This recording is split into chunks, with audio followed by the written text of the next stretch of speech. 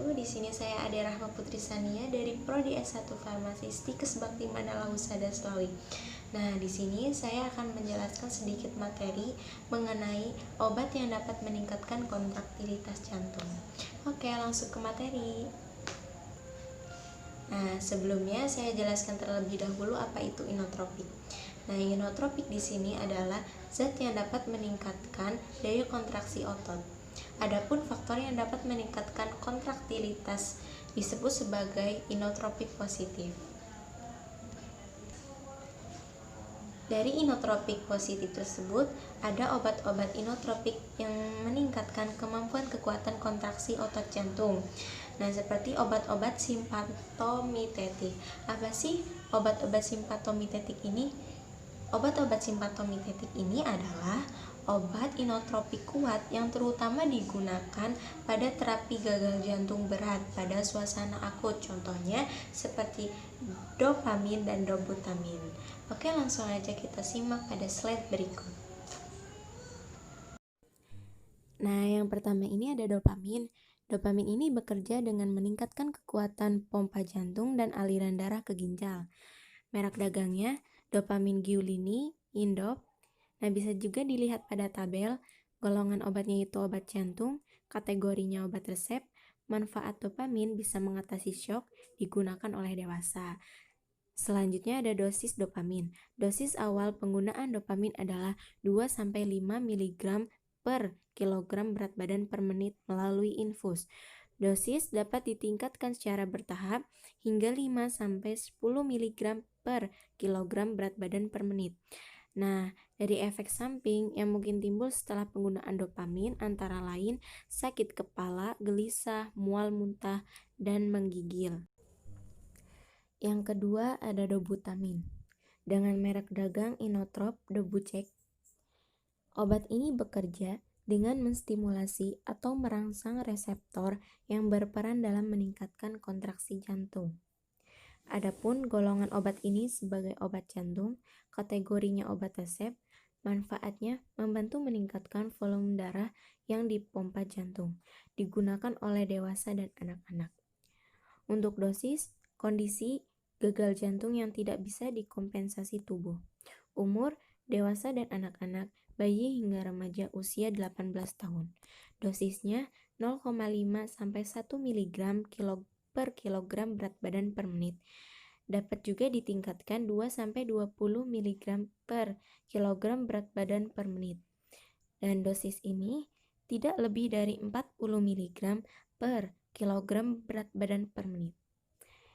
Dan efek samping yang mungkin terjadi setelah menggunakan dobutamin meliputi demam, sakit kepala, mual muntah, dan kram kaki. Dan terdapat dua jenis obat inotropik positif. Yang pertama ini glikosida jantung. Apa itu glikosida jantung? Glikosida jantung adalah alkaloid yang berasal dari digitalis purpureae yang kemudian diketahui berisi digoksin dan dikitoksin. Nah, keduanya ini bekerja sebagai inotropik positif pada gagal jantung.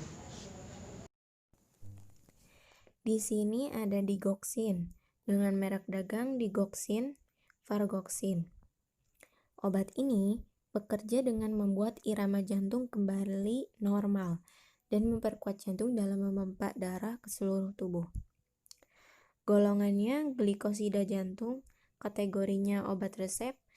Nah, manfaatnya ini ada mengobati aritmia dan gagal jantung. Lalu digunakan oleh dewasa. Adapun dosisnya, digoksin ini digunakan pada kondisi gagal jantung akut. Bentuk obatnya itu suntik. Untuk dewasa, dosis 0,5-1 mg sebagai dosis tunggal. Itu diinfus selama 2 jam. Dosis awal 0,75-1 mg yang diberikan dalam 24 jam sebagai dosis tunggal. Atau jadi ini dibagi tiap 6 jam. Dosis pemeliharaan 125-250 mg per hari. Adapun efek samping dari digoksin ini, mungkin yang setelah menggunakan ini akan timbul semacam gangguan mental, pusing, sakit kepala, diare, mual muntah, ruam kulit, anoroksia, dan aritmia pada anak-anak. Yang kedua ini adalah penghambat fosfodiesterase. Obat-obat dalam kandungan ini merupakan penghambat enzim fosfodiesterase yang selektif bekerja pada jantung. Hambatan enzim ini menyebabkan peningkatan kadar siklik AMP atau CAMP dalam sel miokardium yang menyebabkan peningkatan kadar kalsium intraseluler. Oke, langsung saja simak slide yang terakhir ini. Milrinone adalah obat yang digunakan sebagai pengobatan jangka pendek untuk penyakit gagal jantung. Gagal jantung ini adalah istilah medis merujuk pada keadaan jantung yang tidak dapat berfungsi dengan baik, atau jantung yang tidak dapat berfungsi sebagaimana mestinya ini dapat mempengaruhi sirkulasi darah ke seluruh tubuh. Adapun dosisnya, yang pertama ini, dosis yang diberikan 50 mg per kilogram berat badan lewat suntikan ke pembuluh darah selama dari 10 menit. Yang kedua, aturan pemberian infus 0,375 sampai 0,75 mg per kilogram berat badan per menit. Adapun efek sampingnya, yang pertama ini sakit kepala, nyeri dan bengkak di area bekas suntikan, mual, muntah, gemetar atau tremor, dan sakit perut. Selesai sudah sedikit pemaparan materi dari saya, semoga bermanfaat. Kurang lebihnya mohon maaf. Wabillahi taufik wal hidayah. Wassalamualaikum warahmatullahi wabarakatuh.